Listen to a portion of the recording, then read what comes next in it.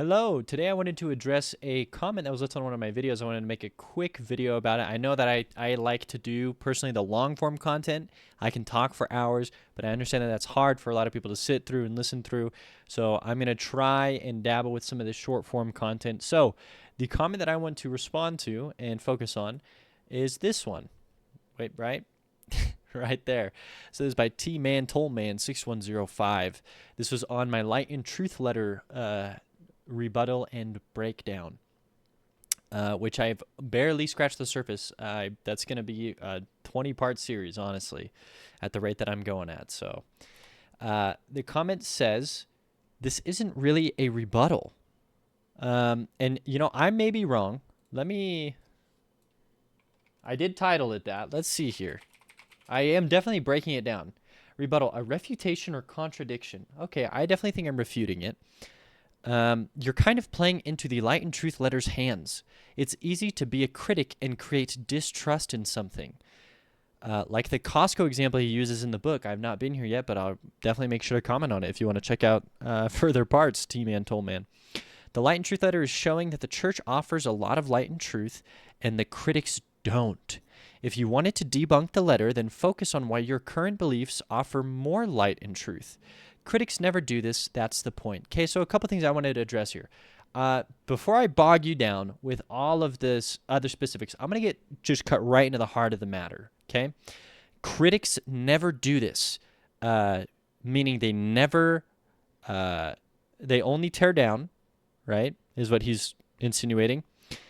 It's easy to create distrust. It's easy to be a critic. And if you wanted to debunk it, you would offer more light and truth. But critics never do this.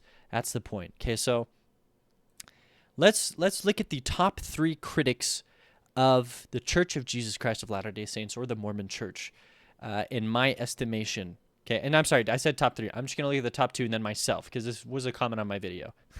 Maybe a slip of the tongue there. Maybe I'm shooting too far above my pay grade here. First one, I would argue, and I don't think anyone would have any refutations to this, is John DeLynn. John DeLynn runs Mormon Stories. He's easily considered one of the church's largest critics. He has the largest platform. His videos get the largest views. He has the largest fan base. So, does John DeLynn only tear down the church? Well, I would argue, and I have a very solid case for this, that no. Not only, if you actually listen to his videos, does John consistently play devil's advocate in favor of the church, but he specifically created an entire separate podcast series from his Mormon Stories, but it was still published under the Mormon Stories Foundation, called The Gift of a Mormon Faith Crisis. This podcast was over 70 episodes. He brought on believers and non-believers to help him repair and build up people who've gone through a faith crisis, how to rebuild and help them, and how they can deal with what they've just gone through and fix and repair their relationships, and how they can talk to people. The entire thing is just building up the person who's left the church or has changed their faith or has gone through this faith transition, and to build up the person, if it's a split faith marriage, to build up the other person who is still a believing member. So that is something that he did. It was a while ago, too. So that's the first example of something how he has just built up. The second thing is he created Thrive events. Thrive is where a bunch of people who are post-Mormon, ex-Mormon, post-religion, they can come together and they can build each other up, and they can talk about second half of life stuff is what I think it's referred to. This is where people can come together and share and bond and talk about what helps them. And he is directly responsible for creating those events. So those are 2 examples from the most prominent critic of him building up. So the statement here that critics never do this, that's the point, I flatly refute here in the case of John DeLynn. Now, one of the second greatest or largest podcasts that I can personally think of is Mormonism Live. So this is created by Bill Reel, and there's a couple other people on there. But I would petition that Bill Reel is a hot contender for the second position of the second biggest critic of the Church of Jesus Christ of Latter-day Saints. So has Bill Reel just torn down and criticized, or is he built up? Well, setting aside the fact that for a vast majority of Bill's videos, he was a believing member. I shouldn't say vast majority. I'm sorry, that's not true. But for a portion of his videos, I guess at one point it was the vast majority. But at some point during his videos, he was a believing member, and he was strictly trying to figure out a way to advocate for the church. And some of his earliest Mormon Stories podcasts are him coming onto Mormon Stories to defend and advocate the faith. But aside from that, and aside from the content he's still left up on YouTube, I think one of the coolest videos, you should check it out sometime, is the most faith-inspiring story you've never heard of about Mormonism. It's super cool. It talks about Joseph Smith Searstone. I actually found it really fascinating. The thumbnail has a triceratops on it.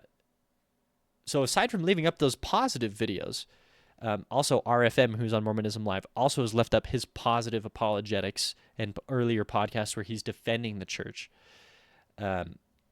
Bill Reel went out of his way to create a podcast called the Almost Awakened podcast, in which he brings on therapists and other individuals, coaches, people who've written books, people from different religions, and he talks to them about ways that we can improve our lives and awaken a little more, become a little more enlightened. Literally enlightened is in the name of some of his episodes. Enlightening is a theme. He strictly avoids talking about specific religions. He does not trash on or talk about anything regarding Mormonism, and if he does, it's very, very lightly. They're not the focus at all. He avoids it in that podcast series. And that podcast series is strictly to build people up who have gone through any sort of faith transition, even people who haven't gone through a faith transition. You can find value in those episodes where he brings on people and they help discuss everything from personal fulfillment to meaning to dealing with death to how to raise kids, how to have a fulfilling relationship with your partner. The breadth that he covers to help people, it's phenomenal. And he rebooted that series with Brittany Hartley, I believe is her full name. And that series was not, from what I see, it was not that successful or popular. And he still did it for such a long time, spanning years, with no return on it, only to help build people up. And even in his current, because I don't think the podcast is still running, I might be wrong, but even in his other more current stuff, for example, his Mormonism After Dark, this is probably one of the more scandalous podcasts he does. It's where they're having fun, they're a little more crude and crass. Even on those podcasts, Bill still chimes in with what healthy systems are, how to have healthy boundaries, what healthy things look like. He still is sharing those parts of who he is in his story. So there's so much that the critics of the church offer to build people up. So T-Man Tollman 6105, I responded to you with a comment, but I wanted to make a video on this just to really highlight that the critics of the church definitely build people up. They definitely don't just tear people down. The two most prominent critics I've just gone over build people up. And regarding me, right, because this is addressed to me at the end of the day, if you wanted to debunk the letter, then focus on why your current beliefs offer more light and truth. Critics never do this, right? So he's kind of looking at my content as if I'm a critic, and I am. I think I'm definitely more critical. I'm not coming to these videos with this spirit of non-neutrality. I'm very just open and upfront.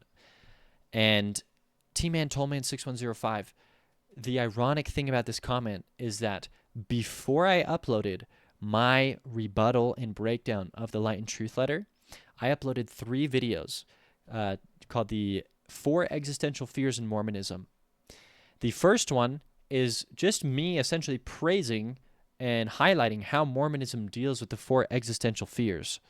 Those fears being death, isolation or loneliness, meaning, and freedom. And then in that next 2, the second video and then part 3, I offer my thoughts and opinions on how people who have deconstructed religion can interact with and move past those 4 fears in healthier ways. Because if you stop believing in Mormonism or in any theology, you're going to have to confront those fears. So the really ironic and funny thing to me is that you can even be bothered to even look at my own channel and see that before I ever was tearing down, I was offering people more light and truth and trying to build people up. So that really stuck out to me. The two most prominent critics of the church and myself all have built people up. So I think I have now refuted your comment. That is the bulk of what I wanted to say. I will very quickly just analyze a couple other parts of this that I think were less interesting to people, right? So it's easy to be a critic and create distrust in something. I agree that it is easier.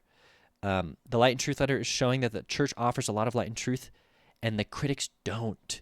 So I think I've already established that the critics do offer a ton of light and truth. It's insane how much light and truth critics of the church freely offer people. Also, arguably, right, I'm not, even from a position where you're a believer, if the church wasn't true, and I'm showing you how the church wasn't true, and you're just viewing that as me tearing it down, I'm offering you, if it's true that the church isn't true, I am offering you more truth by dissecting and quote unquote tearing down those beliefs. I am offering you more truth. If you wanted to debunk the letter, then focus on why your current beliefs offer more light and truth.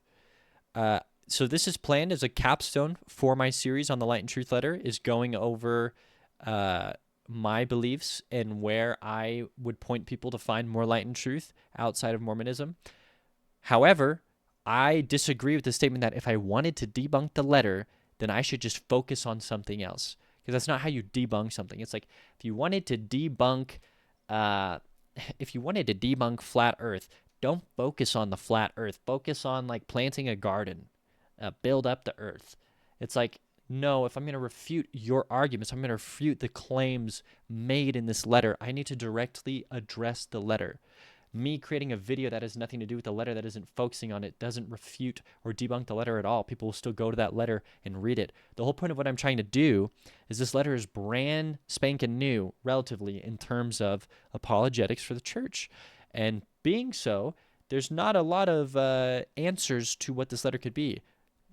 I'm here to provide the other half, the other option, the other look at it. Say, hey, I'm going to break this down and show why I disagree with some of this letter, or why I think some of this letter is disingenuous or wrong. So that's how you actually debunk something, T-Man, Toll-Man.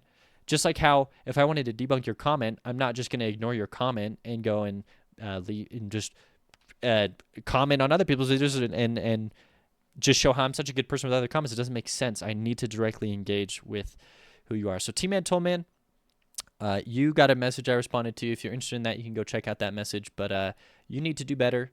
You need to actually engage meaningfully with the quote-unquote critics. To me, it seems like you're just going across probably any critical video you can find, and you're probably, to a certain extent, almost copy-pasting this.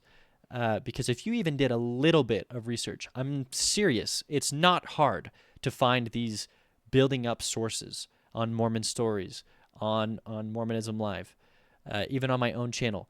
If I'm serious, if you had taken the extra 5 minutes to click on my channel and look at my other videos and engage with them, or to actually look through what Bill Reel offers or what John DeLynn offers, you would just know how wrong and silly it is to write this.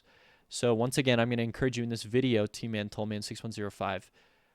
I'm asking you to be better and to do better and to hold yourself to a higher standard, to actually reflect on yourself and say, maybe instead of just assuming things and jumping to conclusions and I'm just going to believe the world's this way, even though so much flatly refutes it, maybe take this opportunity to go, I was wrong. And that's not even a threat to your beliefs. You can still be like, you know what? I was wrong about the critics. That was a good case that I just made. You know what?